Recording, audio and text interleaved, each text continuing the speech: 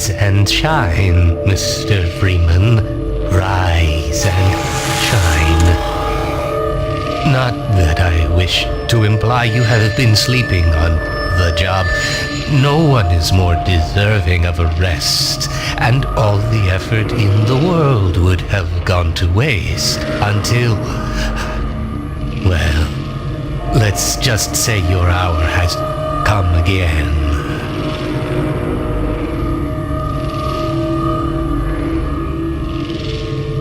The right man in the wrong place can make all the difference in the world. So wake up, Mr. Freeman. Wake up and smell the ashes.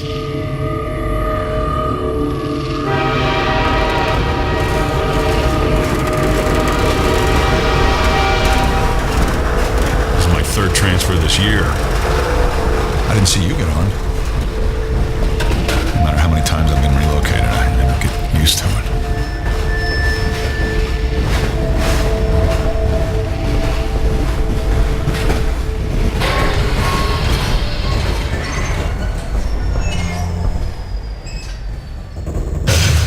Well, end of the line.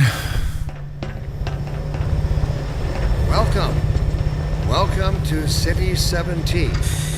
You have chosen or been chosen to relocate to one of our finest remaining urban centers. I thought so much of City 17 that I elected to establish my administration here in the citadel so thoughtfully provided by our benefactors. I've been proud to call City 17 my home. And so, whether you are here to Are you the only ones on that train? passing through on your way to parts unknown, welcome to City 17. It's safe. Overwatch stopped our train in the woods and took my husband for questioning. They said he'd be on the next train. I'm not sure when that was. They're being nice, though, letting me wait for him.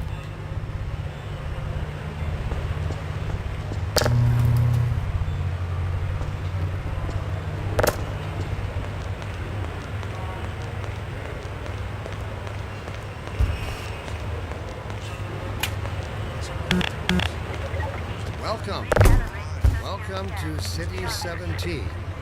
You have chosen or been chosen to relocate to one of our finest remaining Don't drink the urban water. centers.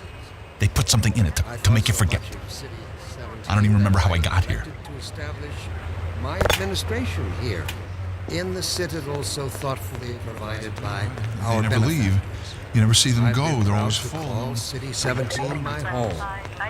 And so, whether you are here to stay, I see or they took your suitcase, passing too. through They can't on get your away way with this to much parts longer. unknown, welcome to City I'm working up the 17. nerve to go on. It's safer here.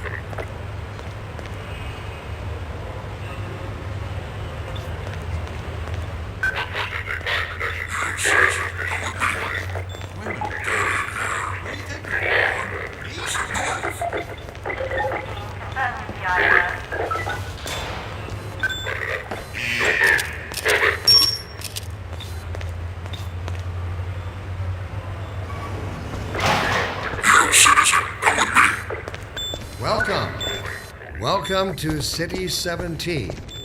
You have chosen or been chosen to This must be a relocate mistake. to one of our I got a standard relocation urban coupon centers. just like everybody else.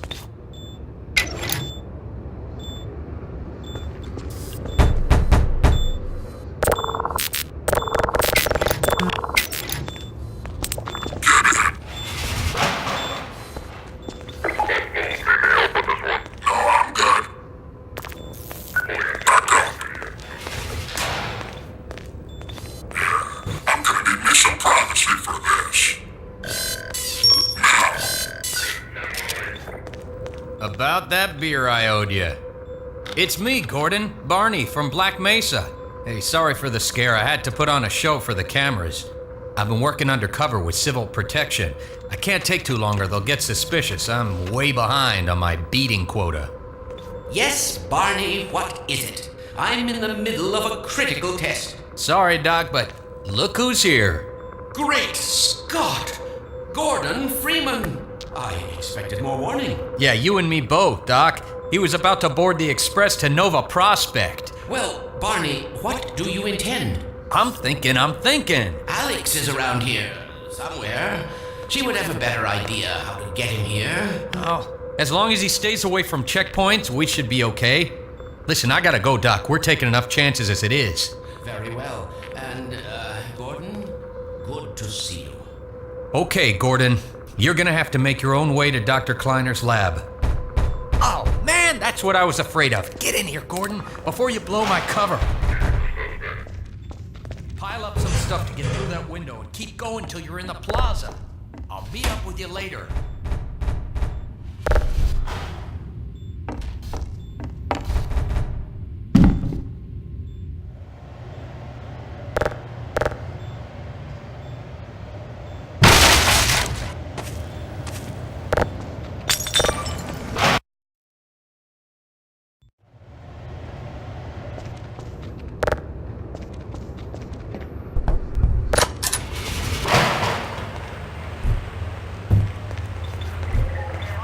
Let me read out that notice we received.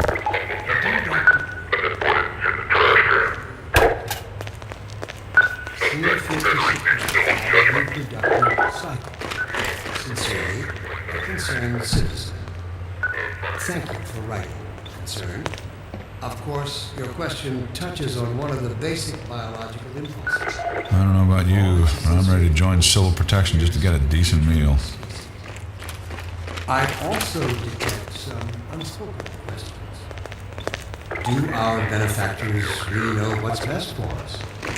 What gives them the right to make this kind of decision for mankind? Will they ever deactivate the suppression field and let us breed again? Allow me to address the anxieties underlying your concerns, rather than try to answer every possible question you might have left unaddressed. First, let us consider the fact that for the first time ever, as a species, immortality is in our reach. This simple fact has far-reaching implications. It requires radical rethinking, revision of our genetic imperatives. It also requires planning and direct opposition to our neural precepts. I find it helpful at times to remind us that our true enemy is instinct. Instinct was our mother when we were an alien species. Instinct guided us, kept us safe in those hard-scrabble years when we hardened our sticks and cooked our first meals above a meager fire and started at the shadows that leapt upon the cavern's walls. But inseparable from instinct is its dark thing, superstition. Instinct is inextricably bound to unreasoning impulses. Today we clearly see its true nature. Instinct has just become aware of its irrelevance. And like a cornered beast, it will not go down without a bloody fight. Instinct would inflict a fatal injury on our species. Instinct creates its own oppressors and bids us rise up against them. Instinct tells us that the unknown is a threat rather than an opportunity. Look suspicious. Instinct slyly and covertly compels us away from change and progress. Instinct, therefore, must be expunged. It must be fought tooth and nail, beginning with the basest of human urges, the urge to reproduce. We should thank our benefactors for giving us respite from this. We can't be seen talking to each other. They have thrown a switch and exorcised our demons in a single stroke. They have given us the strength.